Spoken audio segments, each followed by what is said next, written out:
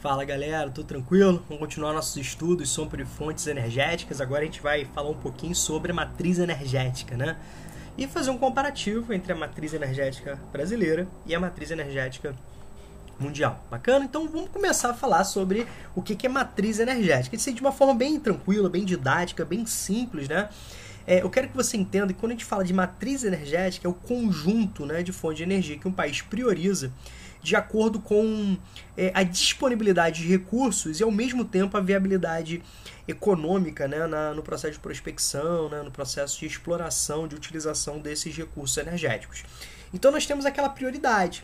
Então, por exemplo, a matriz, né, a base, a matriz hidrelétrica, elétrica, né, no Brasil, de eletricidade no Brasil. A gente está falando sobre a grande produção hidrelétricas, né? Quando a gente olha nesse comparativo entre o conjunto, né, de energias utilizadas, né, no mundo, a gente pode perceber que nós temos uma discrepância muito grande quando a gente fala da matriz energética brasileira.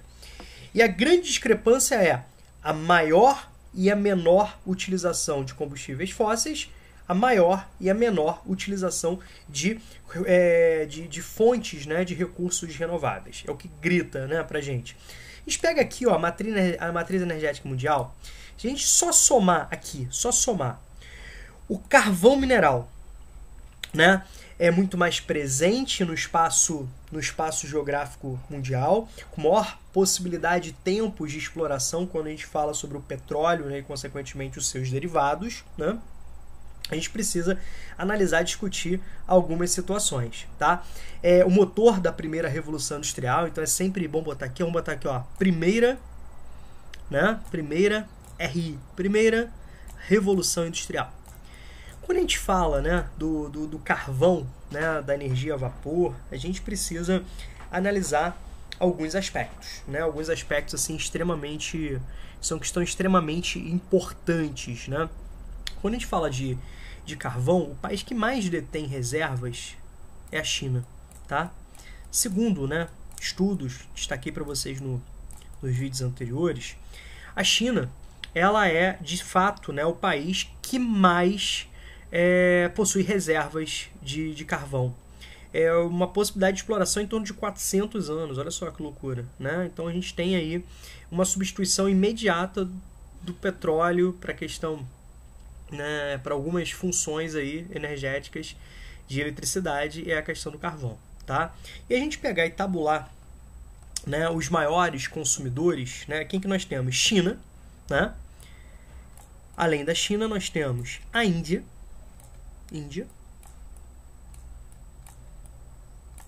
e Estados Unidos.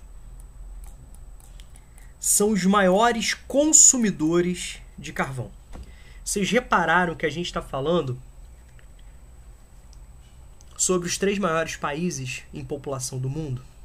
Uma China com praticamente, né, cerca de 1 bilhão e 400 milhões de habitantes, uma Índia com 1 bilhão, praticamente 1 bilhão e 300 milhões de habitantes, nós temos os Estados Unidos, né, com 320 e poucos milhões de habitantes. Então a gente está se referindo que os países mais populosos do mundo, né, são aqueles que mais utilizam o carvão mineral também. E o carvão mineral, ele tem um destaque ambiental muito sério. Ele está muito relacionado à questão da chuva ácida. Muito relacionado à chuva ácida. Aí você deve estar se perguntando, pô, Rômulo, você já falou que os 2 maiores consumidores do mundo são Estados Unidos e China, em termos de energia. Os Estados Unidos representam 23% numa produção de um consumo de energia. A China, 10%. Só esses países representam cerca de 1/3, né, do consumo energético mundial. Certo?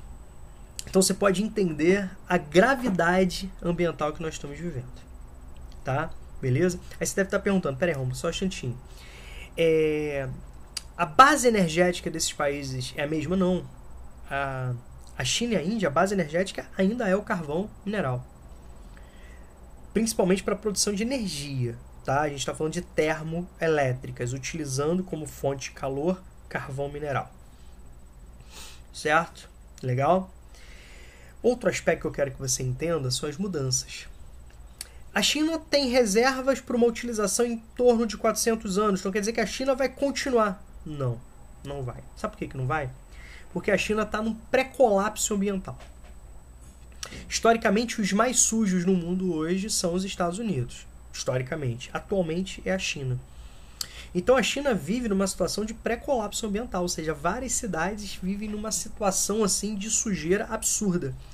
A China hoje é o país que mais investe em tecnologia relacionada à energia limpa, ou seja, estudos, né, investimentos, desenvolvimento relacionado a fontes energéticas limpas.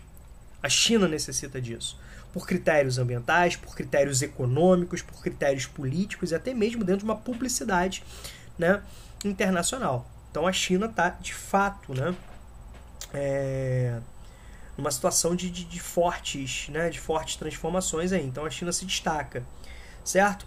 Vamos complementar aqui, quando a gente fala do petróleo e seus derivados. Quando a gente fala do petróleo aqui, ó, a gente está falando da segunda revolução industrial. Então, uma utilização em grande escala, enquanto, né, o carvão mineral passa a ser utilizado em grande escala a partir do século XVIII. Aqui a gente está falando de uma utilização do petróleo em grande escala a partir da segunda metade do século XIX. Então, segunda RI.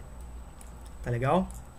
Então, você sempre, né, ouviu falar que o Oriente Médio, né, falando agora de distribuição de petróleo, ele tem mais de 60% das reservas mundiais. Então, você sempre ouviu falar, por exemplo, aqui, ó, no Oriente Médio.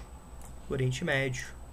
Importância, né, pelo posicionamento geográfico, naquele entroncamento entre aquela porção da Ásia, né, que tem ali um entroncamento entre a Ásia, a Europa, a África, território de passagem historicamente importantíssimo, né, comércio, tropas militares e a questão do petróleo. Então nós temos aqui o Oriente Médio. E quando a gente fala do Oriente Médio, obviamente a gente precisa analisar através de alguns pontos, né, um pouquinho mais aprofundados. Deixa eu acabar de escrever aqui, ó, Oriente Médio. Quando a gente fala desse Oriente Médio, vou botar um acento aqui, você lembra das aulas, né, que o Oriente Médio, né, tem como principal país em termos de recurso a Arábia Saudita. Não é isso? Arábia. Isso aí você sempre escutou. Arábia Saudita. O que você também sempre escutou foi o quê? A necessidade de você ser amigo desses caras aqui. No pós-Segunda Guerra Mundial, os Estados Unidos trocam armas, apoio ao governo estabelecido, em troca de petróleo, para garantir seu fornecimento de petróleo. Olha só que interessante. A gente pode perceber que dentro dessa lógica geopolítica, os Estados Unidos eles querem derrotar seus inimigos no Oriente Médio e, ao mesmo tempo, manter uma aliança com seus amigos, ampliar. Quando a gente fala de geopolítica, está falando de uma relação de poder político, poder econômico, poder militar, entre estados, né, e seus territórios envolvidos.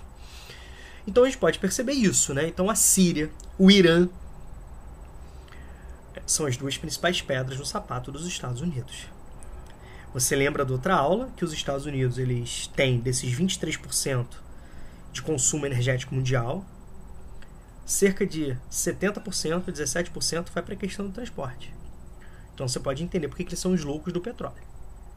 Por que é tão importante isso. Né? Aí você está pensando, poxa, o mundo não sorri para os Estados Unidos.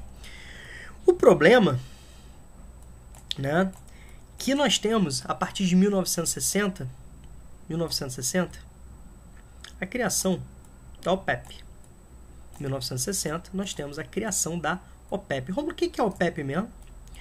É a Organização dos Países Exportadores de Petróleo, que vai funcionar, na verdade, como um grande cartel, que vão controlar a produção, a oferta e, consequentemente, o valor do barril de petróleo, embora progressivamente, principalmente a partir dos anos 70, a partir do momento onde a OPEP mostrou, né, a sua força em termos de manipulação do petróleo, o primeiro choque do petróleo em 73, o segundo choque do petróleo em 79, né, os acontecimentos no Oriente Médio que interferem diretamente no processo, né, de venda do barril de petróleo e do preço. Lembre-se que o petróleo é uma commodity, é uma matéria-prima extremamente importante que está fazendo parte das bases da economia mundial, e o preço é definido em bolsas futuras, né, em bolsas de valores.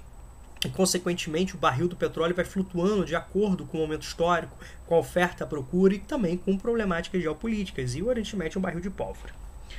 A partir dos anos 70, você tem o quê? O aumento, né, da prospecção em outras áreas. Você tem, por exemplo, um momento onde você começa a fazer prospecção em áreas geladas nos Estados Unidos, né, no Golfo do México, onde o Brasil, por exemplo, passa a explorar sua plataforma continental, início, né, de um processo de exploração da sua plataforma continental, e com isso o mundo vai dependendo um pouco menos do petróleo do Oriente Médio, embora dependa muito, tá? Mas o que nós temos de novidade aqui? Eu quero que você lembre de duas coisas, dois acontecimentos recentes. O que se descobriu? Né? O que se descobriu? Que o país que é o número 1 em reservas de petróleo isoladas é a Venezuela. Alguma coisa começa a fazer sentido para você? Não? A Venezuela, hoje, é a primeira em reservas energéticas. Quando a Venezuela entra, não somente de petróleo, mas também de gás, né? Também é uma grande potência, mas em termos de petróleo é a primeira, a maior reserva, país de maior reserva de petróleo do mundo, né? Os venezuelanos são donos dessa maior reserva de petróleo. Quando a Venezuela entra para o Mercosul, hoje se encontra em processo de congelamento, devido, né, as mudanças políticas que aconteceram, o entendimento que os governos eleitos em determinados países como o Brasil entendem, né, a Venezuela, o governo de Maduro como não legítimo, né, reconhecendo o governo de Guaidó.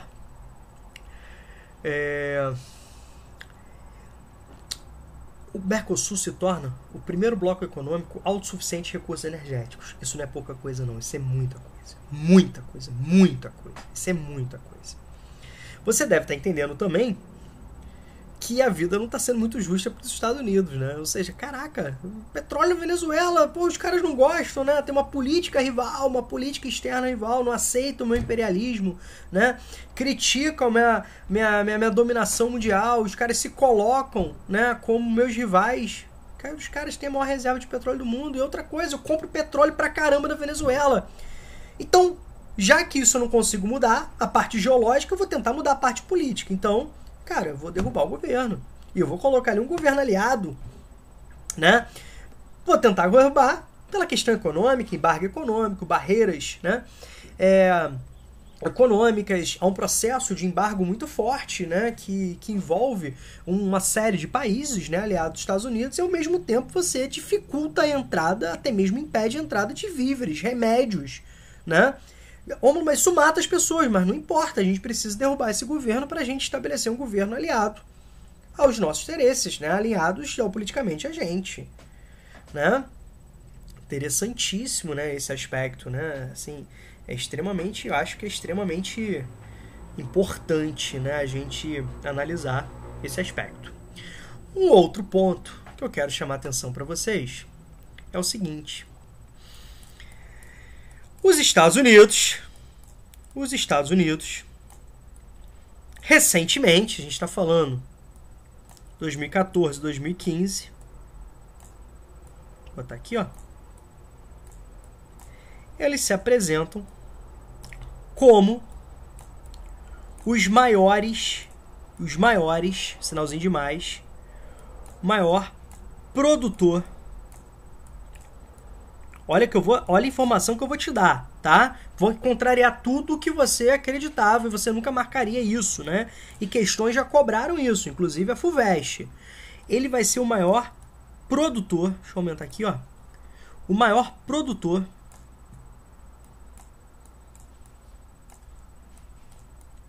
mundial. Aí você fala, peraí, Romulo, só entendi. Maior produtor de quê? De soja? Não. Eu sei que ele é o maior produtor de soja. Não, o maior produtor mundial de petróleo. Você fala, pô, tá de sacanagem. Como que os Estados Unidos se apresentam hoje como os maiores produtores mundiais de petróleo? Então, eles apresentam a maior reserva de xisto do mundo. O xisto é um mineral, como eu falei para vocês, né? É um folheiro uma rocha que sofreu um processo de pressão muito forte. Sabe quando você quer botar aquele sanduíche na sanduicheira, onde você coloca recheio pra caramba, queijo pra dedéu, e ela não tá fechando, você aperta ali? É o que aconteceu, uma pressão muito forte. Então, é um folheiro, uma rocha, uma estrutura rochosa que foi, ao longo do processo geológico, extremamente, né, sofreu muita pressão. Então, ali você tem muita matéria, muita densidade, né, compensada. E esse xisto, ele permite a produção de petróleo, né, e de gás. Como assim petróleo? O que acontece? A partir de um refino, ele consegue, né, ser similar ao petróleo. É um óleo, né, libera um óleo calorífico similar ao petróleo, que pode ser, né, que pode substituir o petróleo, né, o petróleo tradicional e o petróleo não de xisto, né? O xisto se apresenta de duas formas: o betuminoso, que é mais fluido, né, e o pirobituminoso, que ele é mais em contato, né, com a temperatura ambiente, ele é mais enrijecido, tá legal? E os Estados Unidos se apresentam como o país que domina a maior reserva, né, tá aqui, ó, primeira posição na reserva de xisto, certo? E, consequentemente, na produção também, tá? E com isso, os Estados Unidos se colocam no mundo como os maiores produtores de petróleo a partir do xisto, né, com o acréscimo do xisto do mundo. Lembre-se que os Estados Unidos já tem uma grande produção de petróleo também no Golfo do México, né? Certo?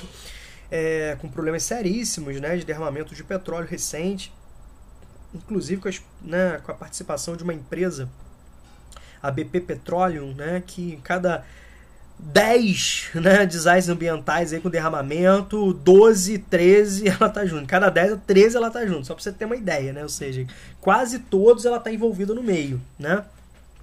E os Estados Unidos então se apresentam como o maior produtor mundial de petróleo em 2014 para 2015, tá certo? Muitos vestibulares já cobraram isso e, obviamente, os alunos não marcaram, porque eles sempre escutou, pô, petróleo, Oriente Médio, petróleo, isso e aquilo, e a mesma coisa a Venezuela, né? Que hoje tem a maior reserva de petróleo analisada do mundo, tá? Romulo, quem tem a segunda maior reserva de xisto? Segunda, vocês querem saber?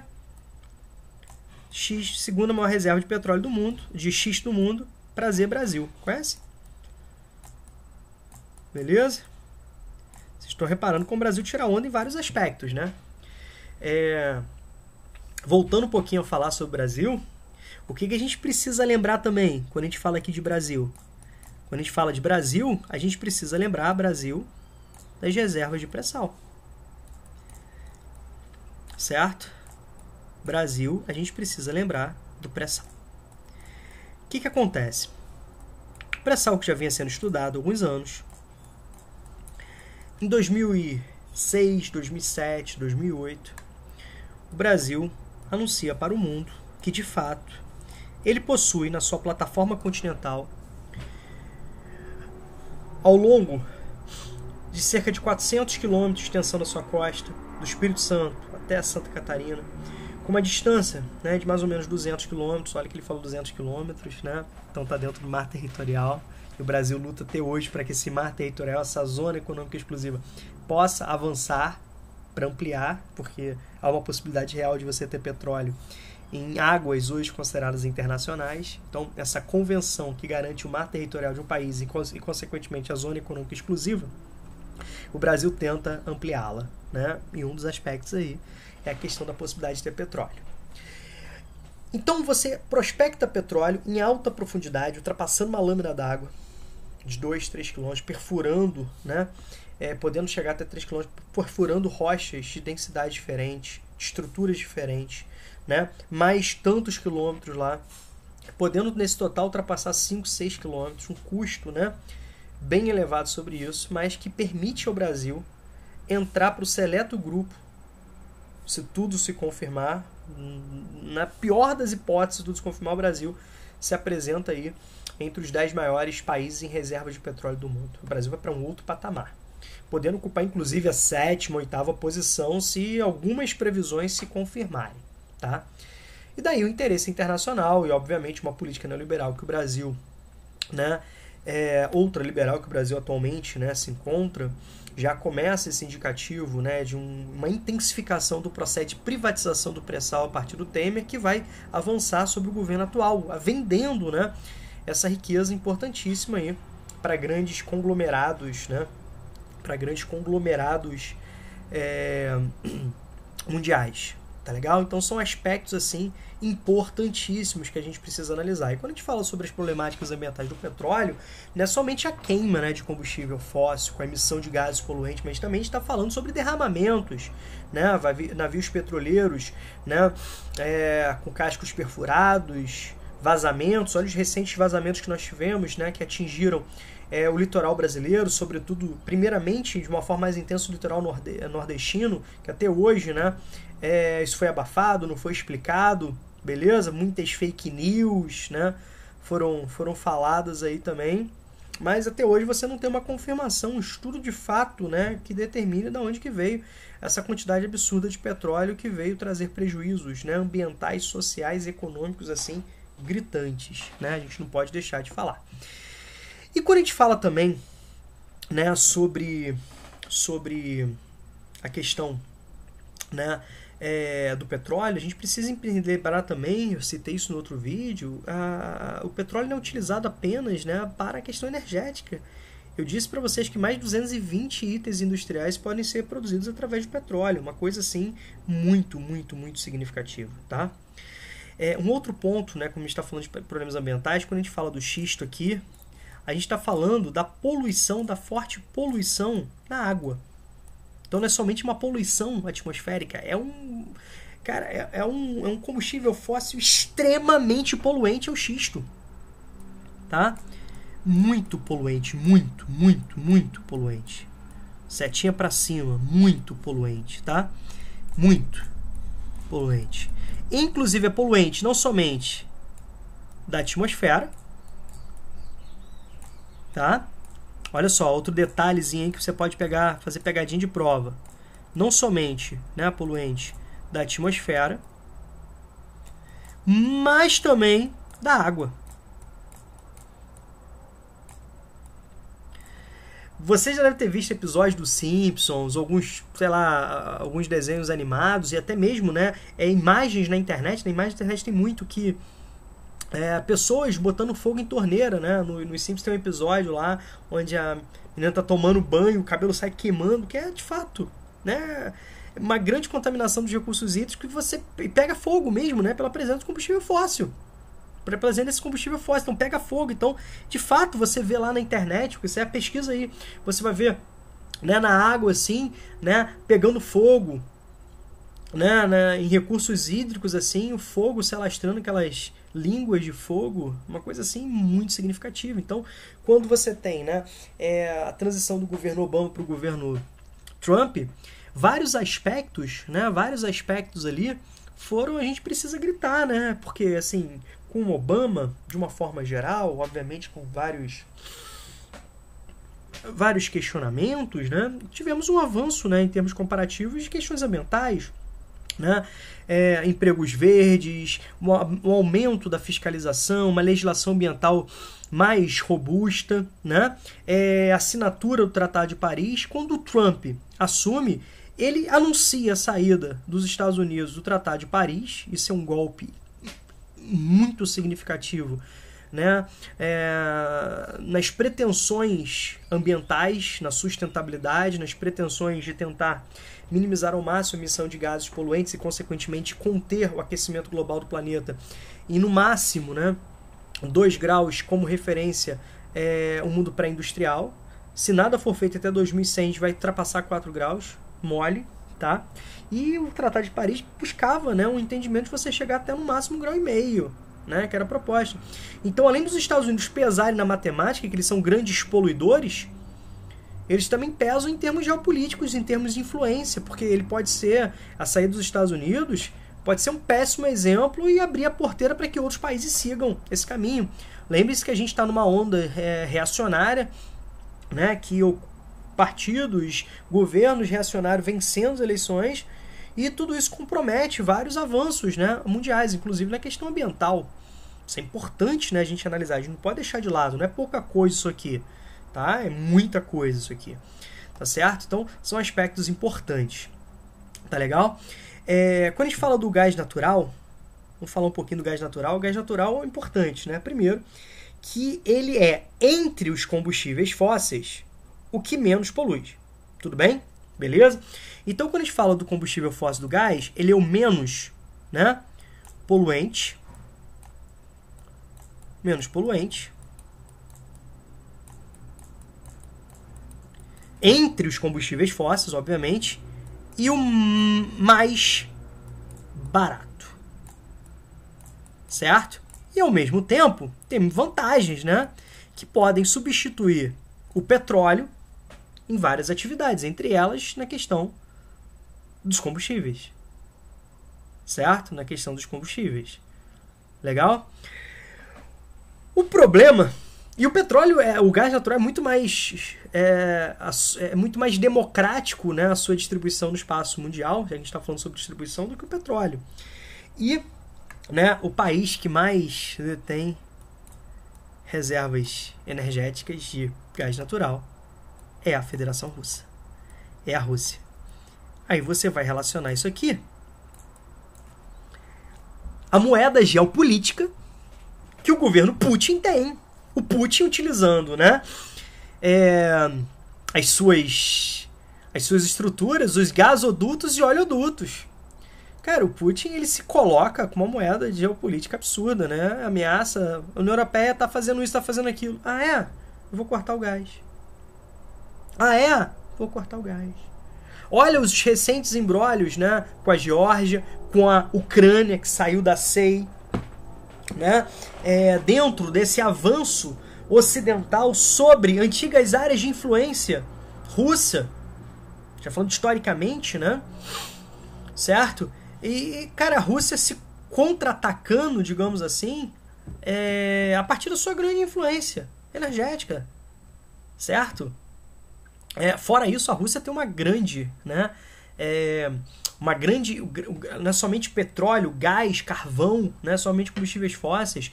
A Rússia tem uma capacidade de energia, né, de carvão vegetal absurda também, com as florestas de taiga. Tudo isso precisa ser destacado, precisa ser analisado, né? Tudo isso aí precisa ser, né, falado, precisa ser analisado, tá bom? Então essa moeda de troca. Aí você está pensando, né, Rússia, gás, potencial, Estados Unidos, né? Os Estados Unidos aumentaram muito seu consumo de gás natural, né? Lembre-se que eu falei que o xisto também permite não somente, né, uma produção de um refino, né, que se aproxima do petróleo, mas também a produção de gás, tá? Então os Estados Unidos aumentaram pra caramba, né? Falando um pouquinho de Brasil, de gás, o gás natural no Brasil, ele passa a crescer com força a partir dos anos 90. Nós temos uma produção de gás, né, no Nordeste brasileiro, no Sudeste brasileiro principalmente. Lembre-se que a gente está falando que os bolsões de gás também estão relacionados às áreas de prospecção de petróleo. Né? Mostrei para vocês, inclusive, uma imagem no vídeo anterior. Mas, a partir dos anos 90, né, já começa um processo de construção de gasodutos. E o que mais se destaca é o gasoduto Brasil-Bolívia, o Bolívia-Brasil. Né? E que tem, né, todo um processo de estrutura, de distribuição que, né, se direciona para o Sudeste, do Sudeste, né, vai se ramificando para porções do Sul. E temos muito estímulo, inclusive, né, através, por exemplo, da conversão de carros, né, para uma conversão para eles aceitarem, né, o gás natural também. Tá legal? Então, assim, uma crescente, né, do gás natural em vários aspectos, tá bom? E a Bolívia, governo de Evo Morales, desde 2005, um governo progressista, um governo que trouxe, né, de fato, melhorias, né, da população. Então, não agradava muito, né, também se colocava dentro de uma aliança bolivariana, né, com a Venezuela e outros países. Bacana. No antigo Equador, do Rafael Correia, né, do antigo presidente Rafael Correia. Uruguai, do antigo presidente, né, o Mujica. Beleza? Argentina, né, do Nestor Kirchner, a Cristina Kirchner, a Cristina que hoje é vice-presidente da Argentina, certo? Até mesmo, né, o Brasil, durante o governo Lula, também se apresentava de uma forma muito mais moderada, né, mas também se colocava como um favorável a essa aliança latino-americana, essa aliança, né, sul-americana, melhor dizendo. E, recentemente, assim, a Bolívia, que tem reservas, né, absurdas de gás natural, é a segunda maior, perdendo somente para a Venezuela em termos de gás na América Latina. Tem uma riqueza muito grande em cima de lítio.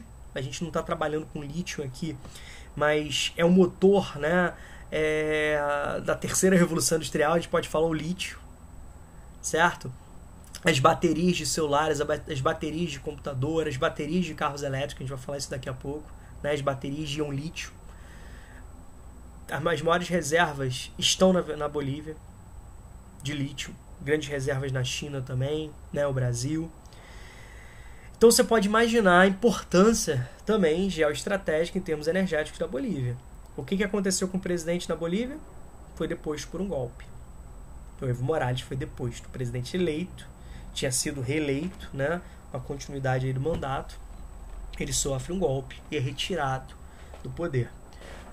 Vocês estão percebendo que eu quero chamar a atenção, né? Como a geopolítica aí do petróleo, como a geopolítica energética derruba governo, reergue governo, cria alianças. Olha a importância geopolítica disso, né?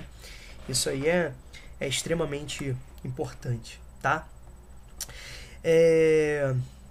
Tranquilo? Então a gente pode perceber, né, esse aspecto aqui. Agora, por último, aqui não menos importante, vamos falar um pouquinho sobre a biomassa.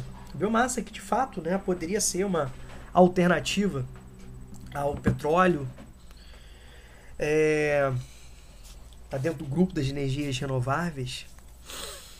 A biomassa que vem crescendo fortemente no Brasil. O Brasil vem se apresentando como uma chamada Arábia Saudita Verde. Olha o título, né? Deveria ser Venezuela Verde, então, né? Mas esse era um termo mais antigo, onde a Arábia Saudita era classificada como uma reserva de petróleo ainda, pelo seu grande potencial. E a biomassa traz problemas, né? Problemas, assim, que eu queria, né, chamar a atenção aqui, porque eu acho, assim, extremamente importante, tá?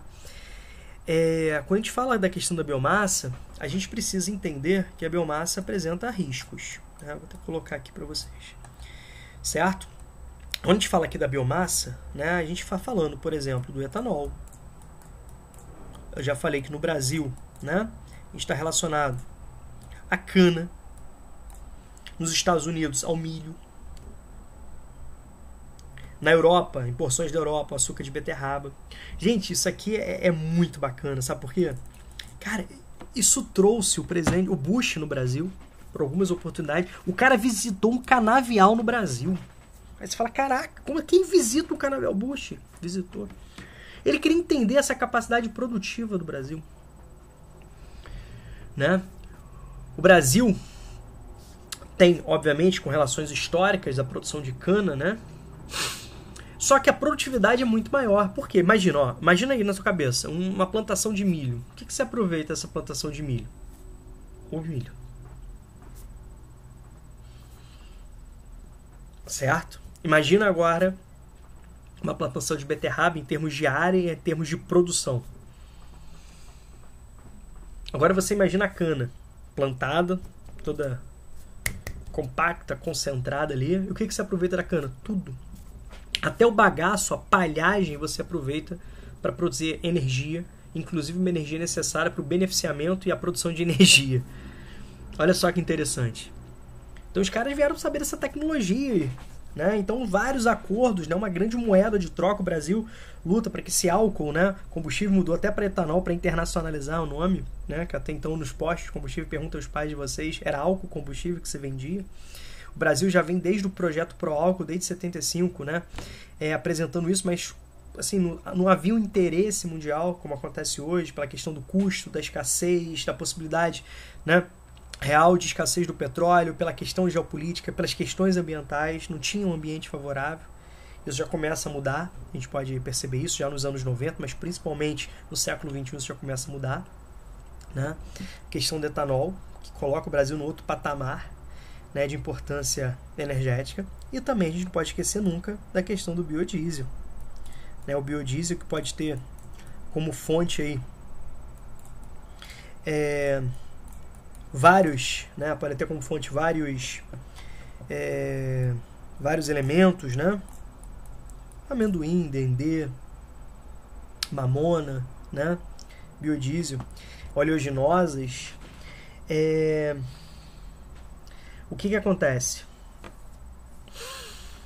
A região ali do Nordeste, do meio norte nordestino, onde tem as matas dos cocais, aí nós temos uma grande produção, um grande extrativismo de oleaginosas. Inclusive ali nós temos as quebradoras de Babaçu, uma comunidade, uma cooperativa, né, digamos assim, de mulheres quebradoras de Babaçu, que trouxe, né, uma outra realidade econômica, uma emergência econômica que vai trazer melhorias das condições sociais. O mundo está de olho nessa brincadeira, né? E o mundo está de olho, né, nessa brincadeira aí, tá? No Brasil. Então o Brasil vem se apresentando, né, como um novo destaque, um novo patamar. Aí você fala, Rômulo, mas espera aí, polui menos? Polui, né? Se a gente fizer uma relação matemática aí, né? Um mol de diesel, que é um dos derivados do petróleo, ele gera 15 de CO2, de gasolina, um mol gera 8, de etanol gera 2. Então, progressivamente, ele é menos poluente,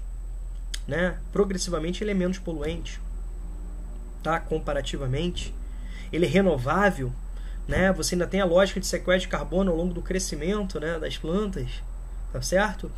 Beleza? Mas nem tudo são flores. O que é importante, né, você perceber? Os riscos que isso aqui envolve, né? Vou jogar para cá. Os riscos envolvidos são vários riscos. A gente pode falar de risco, né? Riscos que a gente pode falar ambientais. Como assim, Rômulo, ambientais? O desmatamento, o avanço do desmatamento, o avanço das áreas de plantio sobre áreas de vegetação natural. Então nós temos riscos ambientais. E tudo aquilo que envolve em termos de prejuízos hídricos, prejuízos do solo, prejuízos, né, atmosféricos também. Certo? Prejuízos ambientais, o desmatamento talvez seja o grande destaque, e também prejuízos sociais. Rômulo, como assim prejuízos sociais? O avanço da concentração fundiária, da pauperização, da pobreza no campo, da falência da agricultura familiar e, ao mesmo tempo, uma crise alimentar. Talvez a crise alimentar seja o grande destaque aí, como eu destaquei, inclusive, no vídeo passado, no vídeo anterior, né, que fala sobre isso. Então você pode perceber que há uma possibilidade de você substituir policulturas por monoculturas. A gente pode entender. Lembre-se que no Brasil, mais de 50% do Congresso ele é representado por representantes, né, composto por representantes de grandes latifundiários, grandes, né, pecuaristas, grandes mineradores, que são extremamente favoráveis a essa flexibilização ambiental e a continuidade de auxílio aos grandes empresários agrícolas, que é a chamada bancada ruralista. Quando a gente fala de Brasil, né, o Brasil é riquíssimo, né, e o Brasil tem que enfrentar um problema sério, tem um grande potencial energético. Talvez muitos apontam o Brasil como o maior potencial energético do mundo em termos de variedade. O futuro do mundial não é um combustível para substituir o petróleo, mas vários. Uma diversidade. O Brasil se destaca em vários aspectos, em termos naturais, em termos de energia eólica, em termos de energia solar, em força, né, na força das marés, como a gente destaca. Tá? E o Brasil, por exemplo, fala sobre uma questão, cara, mais de 70% daquilo que a gente transporta, a gente vai no mercado, tá tudo bonitinho lá, mas como que chegou aquilo ali? Cara, caminhão. A gente fala muito sobre gasolina, né? Quando a gente pensa em cidade, a gente pensa em ambiente urbano, você pensa em gasolina. Cara, mas assim, o diesel, ele é mais exigido que a gasolina. A gente consome mais diesel que a gasolina. Por isso, você pode perceber a greve dos caminhoneiros, né? Centavos no litro do diesel, isso impacta de uma forma absurda no custo. Então, mais de 70% do nosso transporte acontece nas rodovias, acontece nos caminhões. Isso está diretamente relacionado ao custo do Brasil, encarecimento da produção brasileira, que chega em vários aspectos a ser mais de 1/3 maior do que de outros países. O Brasil não apresentou uma intermodalidade de transporte tão necessária, que pudesse integrar os vários transportes e aproveitar aquilo que eles têm de melhor, em termos de adequação daquilo que se transporta, em termos de adequação do espaço, né, a ser percorrido, do tipo de produto a ser transportado. Então você pode perceber que se a gente comparar a rodovia, né, o rodoviarismo, ele é, cara, 15 vezes mais caro que o transporte hidroviário. O Brasil poderia aproveitar o transporte de cabotagem ali, seguindo o litoral, e não pelas BRs que cortam o Brasil do norte a sul, do leste a oeste, né?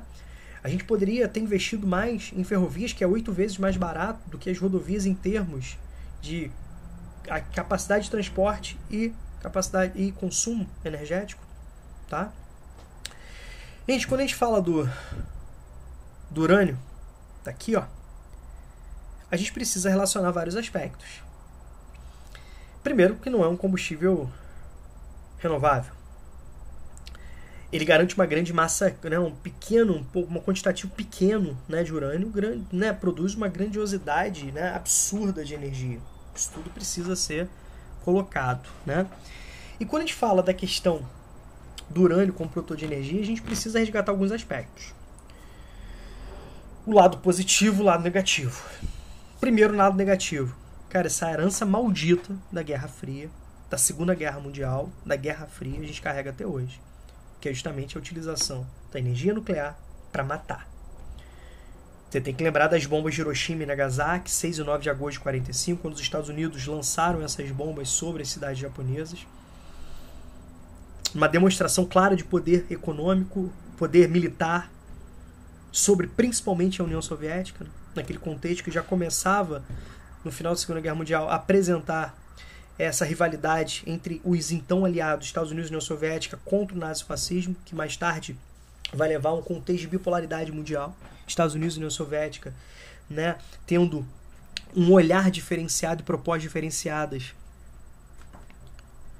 para o mundo, e com isso levando essa bipolaridade que marcou, né, décadas após a Segunda Guerra Mundial, até o fim, né, da União Soviética em 91. Essa herança maldita tem que se levar em consideração. Olha os grandes embrólios, né, que a gente pode destacar, a questão do Irã, a questão da Coreia do Norte. A Coreia do Norte, cara, tendo um outro patamar de negociação. Quando a Coreia do Norte sentava, totalmente sofre um embargo econômico, totalmente ameaçada de vários aspectos, ela sentava para negociar. E o que ela tinha para colocar na mesa? Uma aliança com a China? O que ela tinha? O que ela poderia, né, apresentar em termos únicos? Um desenvolvimento militar? Agora não.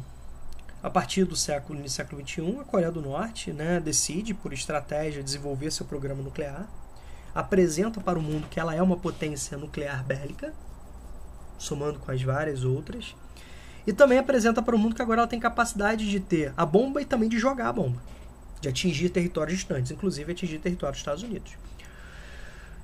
Agora a Coreia do Norte senta para negociar numa mesa geopolítica de uma forma diferente. Olha o que nós tivemos. Olha o Trump tendo que apertar a mão do líder norte-coreano. Olha o presidente sul-coreano fazendo essa aliança. Visitando e sendo visitado. Isso é algo histórico. O que mudou aí? Energia. Energia sendo utilizada para a questão bélica. Urânio. Certo? O que os Estados Unidos alegaram para invadir o Iraque? Que Saddam Hussein apoiava grupos terroristas, né, e ao mesmo tempo produzia armas de destruição em massa, entre elas armas nucleares. O que foi encontrado? Nada. Mas qual foi o justificativo principal? A gente precisa relacionar a geopolítica. Qual que é o grande problema dos Estados Unidos com o Irã? Ser um dos grandes rivais? Ah, porque o Irã, né, maldito, está produzindo armas de destruição em massa, produzindo, né, tecnologia nuclear para guerra, aquela coisa toda, colocando em risco a harmonia mundial, Caraca. E por outro lado, os países falam o seguinte, deixa eu só entender. Quer dizer que vocês podem ter, eu não posso? Quando chega a minha vez, não pode?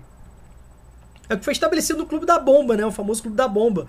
Nos tratados, né, de redução de armas estratégicas, assinados no contexto da Guerra Fria. Então o que acontece? Os países que têm a bomba se comprometeram, né, a não difundir essa tecnologia. E os países que não têm se comprometeram a não procurar essa tecnologia. Então, de fato, isso é uma situação muito polêmica, né, quando a gente fala sobre a questão nuclear. Além disso, né, o custo de instalação e de manutenção de uma central termonuclear. Isso é muito sério, isso é muito pesado. A gente precisa levar isso em consideração. Isso é muito complicado. Certo? por outro lado, os riscos ambientais de magnitude absurda. Quem é que não lembra, por exemplo, né, dos acidentes nos Estados Unidos, na Pensilvânia, os acidentes, né, na Ucrânia, Chernobyl, os recentes acidentes em Fukushima, no Japão, que foram atingidos, né, usinas nucleares, né, litorâneas. Lembra que as usinas utilizam as águas, né, dos oceanos, dos mares, né, para resfriar suas turbinas, por isso que geralmente elas são colocadas, quando possível, em áreas próximas ao litoral, para facilitar esse esfriamento. Então, essas usinas de Fukushima foram atingidas por tsunamis ali em 2010, 2011 no Japão, liberando gases radioativos, que, segundo estudos, chegaram até a Inglaterra. Lógico que num potencial bem menor, mas chegaram até a Inglaterra estudos, né, que buscam comprovar isso, embora não tenha, né, um estudo de fato que apresente, né, os resultados reais sobre isso. Então, isso tudo é muito complicado, né? Isso é tudo muito complicado, certo? O Brasil tem 2 termonucleares, Angra 1 e Angra 2. Herança, né, da ditadura, representa um percentual de menos de 3% sobre a produção energética de eletricidade no Brasil, um percentual muito pouco, que muitos questionam. O Brasil precisa disso? Enquanto os países estão anunciando que estão inutilizando as suas centrais termonucleares, estão substituindo a sua dependência, países envolvidos, o Brasil está avançando no encontro. Pelo menos a proposta era, né, de inaugurar uma Angra 3, que já teve suas datas prorrogadas aí pra caramba. E a proposta inicial era de mais 5 centrais termonucleares até 2030, totalizando 8, né? Angra 1, Angra 2, Angra 3, que ainda não entrou, ficando mais 5. 8. Olha o potencial natural que o Brasil tem. Então há um questionamento muito grande. O que se faz com os dejetos radioativos, aquilo que a gente chama popularmente de lixo nuclear, não tem o que fazer. Aí os caras que defendem isso falam o seguinte: a gente não tem hoje, mas amanhã a gente vai ter. É o que eles defendem, né? Ou seja, é defender o indefensável em determinados aspectos. E se tiver algum tipo de vazamento em Angra 1 e Angra 2? O que fazer? Como proteger a população? Como que a população deve se proceder? Gente, se a gente não tem manutenção em aparelho de raio-x, que é uma vantagem, né, da energia nuclear, além de ser uma grande, né, assim, um grande potencial energético, também tem o potencial de ser uma tecnologia não bélica, né? Olha a medicina nuclear, né? Além da energia, a questão medicina nuclear, a gente não faz nem manutenção em aparelho de raio-x, gente. Nem isso acontece no Brasil. Ainda mais investir em tecnologia nuclear e ampliá-la. É complicadíssimo, né? A outra vantagem é que você consegue colocar as energias nucleares, as centrais termonucleares, em áreas próximas ao consumo, reduzindo as distâncias, né? Porque no Brasil, em Angra 3, Angra 1 e 2 é em Angra, né? As usinas nucleares de Angra são em Angra, obviamente, entre São Paulo e Rio, os grandes consumidores energéticos. Né? Tem uma música do Chico Buarque maneiraça, né? Puseram uma usina no mar, talvez fique ruim para pescar, meu amor, né? Um trechinho da música do Chico Buarque, porque está falando sobre um outro impacto ambiental, como a poluição térmica, né? Como eu falei para vocês, você utiliza a energia do mar para aquecer essas turbinas e depois você coloca lá, né? Devolve, já caiu no Enem, isso. Você devolve lá para, né, a natureza, para o mar, e você está com uma temperatura muito elevada, poluição térmica, né? Que a gente pode falar. Então são situações que a gente precisa, né, analisar, certo? Como que o Brasil investe pouco em tecnologia, né, limpa, renovável. Olha o potencial eólico solar que o Brasil tem, certo? Então tudo isso aí precisa ser falado, tudo isso precisa ser analisado. Nas hidrelétricas, eu falei um pouquinho para vocês na próxima aula, né, que representa um percentual muito significativo no Brasil por questões históricas. Já chegou a representar mais de 90%, ali em 1990 representou mais ou menos 91% da produção de energia elétrica no Brasil. Certo? E todos os problemas envolvidos, né, desvios de cursos de rios, alagamentos de áreas de floresta, áreas de animais, retirada de população ribeirinha, alagamento de sítios arqueológicos, emissão de gases poluentes a partir do processo de putrefação da matéria orgânica, prejuízo para a reprodução das espécies, impactos, problemas, custos, é o que não faltam. Óleos desabrigados por barragens no Brasil, sobretudo ali nas barragens que aproveitam o potencial hidrelétrico da bacia do Paraná, que faz parte da bacia Platina, pega Uruguai, Paraguai, Paraná, nas bacias de Paraguai, Uruguai e Paraná, são o grande maior número de desabrigados por barragens, desalojados por barragens. Então, a gente precisa analisar, quando a gente fala sobre recursos energéticos, né, todo um leque, né, de problemáticas, de vantagens e desvantagens, obviamente. Então, tudo isso precisa ser colocado na mesa, precisa ser apresentado, né, certo? Tudo isso precisa ser colocado. Espero que essa análise geralzona aí tenha ficado claro para vocês. A gente falou de bastante coisa, tá? Grande abraço aí.